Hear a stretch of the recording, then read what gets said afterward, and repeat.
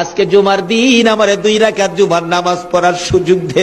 ও নবীর উম্মতেরা, নবীর আশিকেরা, হুসাইনের আশিকেরা গো, এই 2 রাকাত নামাজ জুমার নামাজ ছাইরো না, আমার নবীর শাফায়াত নসিব হবে না। রক্তে লাল হইয়া যদি হুসাইন 2 রাকাত জুমার নামাজ পড়তে পারে গো, আজকাল থেকে কথা দিতে হবে জীবনে কোনোদিন জুমার নামাজ ছাড়তে পারবা না।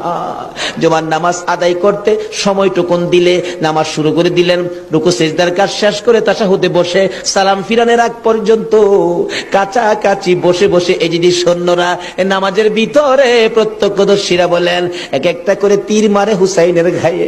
ডান দিক দিয়া যদি তীরটা মারতো, বাম দিক দিয়া বেরিয়ে যাইতো, সামনে দিয়া মারলে পিছন দিয়া বেরিয়ে যায়, এই কিসিমের তীর গো নামাজের ভিতরে বাহুতুরটা তীর লাগাইছে। হুসাইন সালামটা ফিরাইয়া নানা গো